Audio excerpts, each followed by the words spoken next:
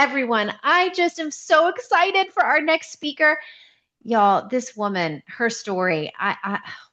Okay, so this woman was actually going to come and speak at Legends Live, our big live annual event that we just had like 3 weeks ago, and she had an injury and she wasn't able to come, and we were just in dismay about it. So this talk is like we're just like yes, waiting. I am so excited for everyone to experience this exquisite woman, the deep journey. Her story is so incredible. I'm so excited for you to hear it and to hear the wisdom of her path.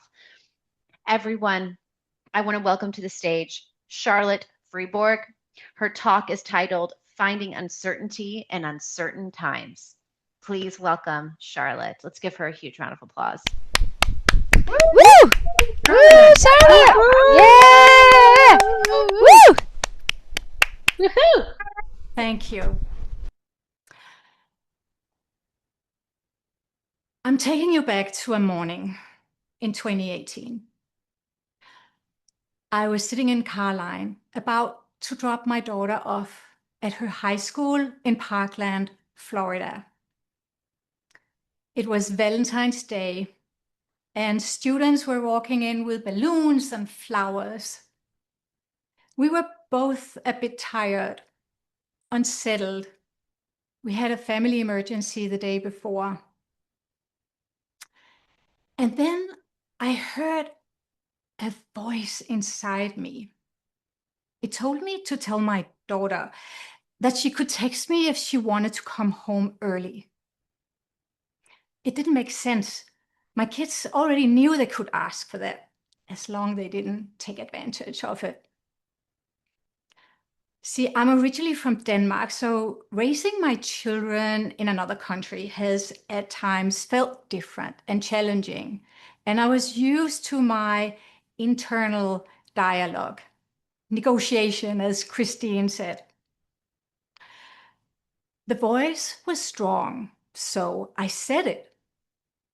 She didn't respond. And the voice told me, say it again. So I did. She looked at me and said, Mom, I'll be fine. It's Valentine's Day. And off she took. 3.5 hours later, she texted me, can you pick me up? I did. Later that afternoon, while I sat in my office, I got a text message. There's a shooter on campus. That day, 17 people lost their lives and 17 were injured. And as I was sitting there holding my daughter, while we waited to hear from everyone we knew, you would think I felt relief. But what I felt was guilt, survivor's guilt. Why did I listen when others didn't get that chance?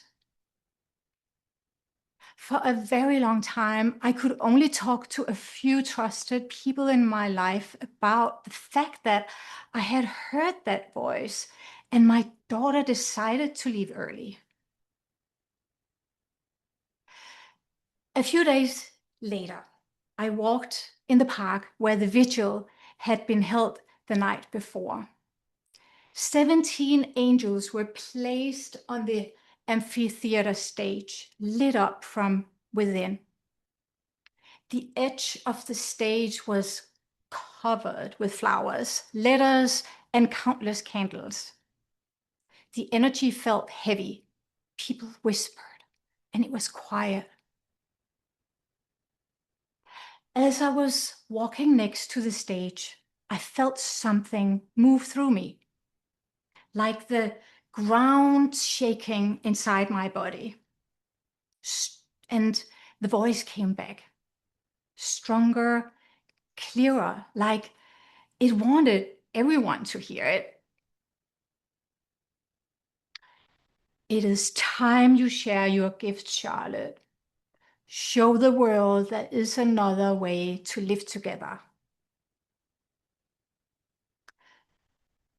It wasn't in that immediate moment. I jumped completely in. But for the rest of that school year, I worked with my golden retriever, Maggie. Her and I had trained for several years to become a pet therapy team. And it felt rewarding in a way to see how much help this was for the students. At the same time, I noticed the feeling of guilt every single time I was on campus. And I was aware there was more and different work for me to do when time was. 3 weeks after the horrific shooting, I was at a retreat in Arizona with my mentor and a small group of friends.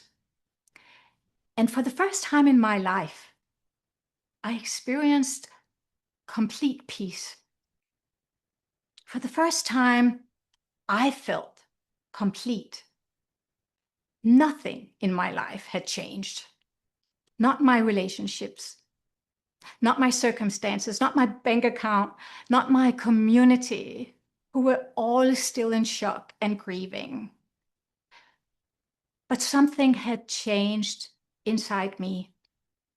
I was fully present with my life, not judging it, not trying to fix it, not trying to escape it, just present. And in that presence, there was clarity, there was peace, and there was a knowing. And I realized something. That moment in the car line, that was not luck. That was me listening to something we all have, our inner authority. I know now this voice has always been with me, but I have not always known and trusted its significant power. There was a time in my life where I did not trust myself as much. I was 25 and living in Denmark. And I remember standing in front of a mirror, knowing I wanted to leave the job I had spent years being educated for and that I had been offered. And at the same time, arguing with myself. Who am I to do this?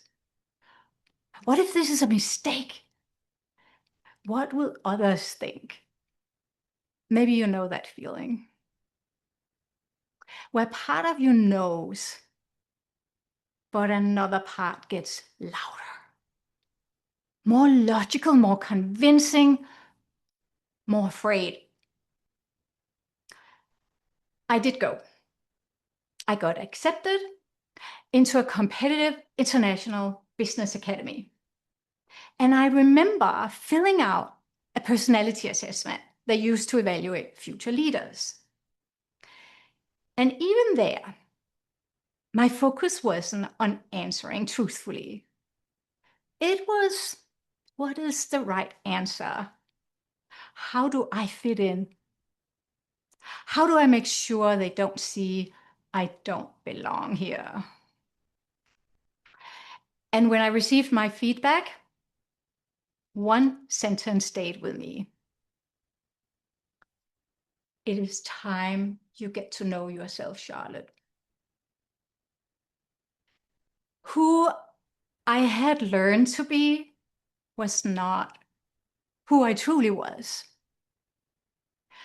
Despite I showed leadership in action, I started to spiral down into feeling depressed and considered that maybe life was not for me.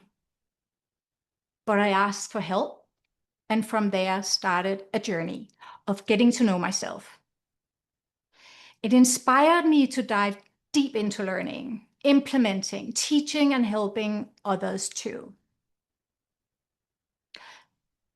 The story of when I was disconnected from myself and looked outside for answers is not just my story.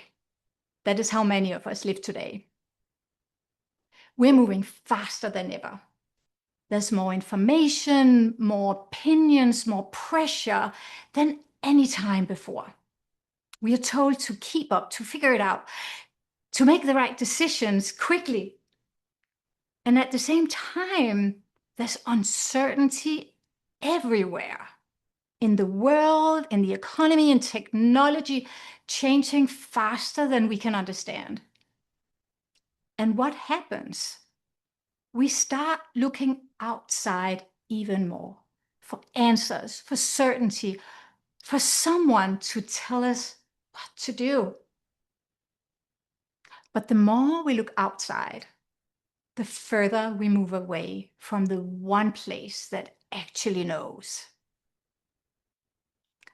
And I have seen this not only in my own life, but in the women I work with. When they slow down and begin to trust what they already sense inside, they make decisions they had sometimes been postponing for years. They change direction, they speak up, they move forward with clarity they didn't think was possible. And today, this is what I know. We all have an inner authority. It shows up uniquely for each of us. It doesn't shout, it doesn't rush, it doesn't compete with the noise of the world. It speaks when we are present enough to hear it. And in a world that is moving faster and faster, being present is no longer a luxury. It is our responsibility.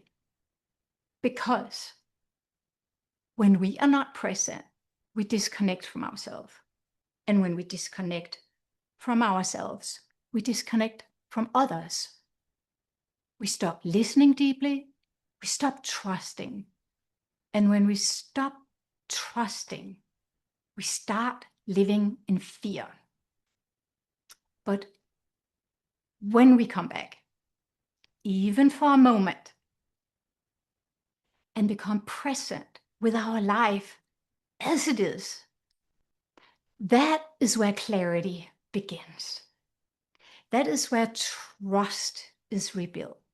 That is where we can move forward, not to survive, but to thrive. And I still have moments where I lose it, where the critical voice gets loud again. But now I know I can come back to the present moment. And from there, I can listen again. So my invitation to you is simple. Be present with your life, not the version you think it should be, but the one you are living right now. Because your inner authority is already speaking. The question is, are you creating the space to hear it? You don't need more answers. You need more presence. So you can hear the answers already within you. I believe in you. Thank you. Ah, Amazing, Charlotte. Charlotte. Woo! Brilliant, Charlotte. brilliant. Woo! Beautiful, So Charlotte. Phenomenal. Thank you. Incredible wisdom. Wow. Wow. Charlotte, thank you so much. What epic storytelling and essential wisdom for these times. Thank you so much. I want to open up here for someone to provide reflection to her. What'd you love? What stood out for you? Either about what she said or how she said it. Just open it up. You can start talking. I'll comment. This is Kaylee on Hey, how she said Kaylee. it. I mean, the message definitely resonated with me very deeply, but I felt like how you were saying it, I was definitely along for the journey. And especially like I've been holding my breath when you said Parkland, I was like, I knew where it was going. And yet your pacing just kept me right there. So anyway, just how you delivered it was amazing. Thank you Thank so you. much, Carrie Lee. Let's have one more reflection, celebration. What touched you? What'd she leave you with? What'd you appreciate about what she said or how she said it? I loved so much how your message was about being present and how present you were. Like you were so present that I was right there hanging on to every word, and you had so many gems. Um, who I learned to be was not who I truly was. I think that that was just such a powerful message. There's so many other gems that I could state, but really, really, I just want to call out the presence of just really learning how to be still enough to hear the magic and the nudges. It's the nudges that are already in us that if we make the space for them, we can connect to that inner authority. So I love that. I just love the message and the delivery. It was beautiful. Mm. Thank you, Lorraine. Thank you. Thank you, Lorraine. What a great celebration and reflection. Thank you. Thank you. Yeah, I'm just seeing here in the chat so many people writing and sharing about the different pieces of what really touched them. And it is just this, Charlotte, I just want to reflect on the depth of the wisdom that it's about presence. It's about cultivating presence. And within presence, we get what we need. And that inner voice is really that's the fertile landscape in which it lives. And I just am so touched by it, as well as your storytelling. And thank you so much for, just what you've walked, what you're walking, and that you really are the embodiment of what you speak of. Thank you so much. Beautiful, beautiful. Let's give her another big round of applause. Thank you. Woohoo! Gorgeous. Charlotte. Gorgeous. Celebrating you. Woo! Ah, Amazing. Yeah.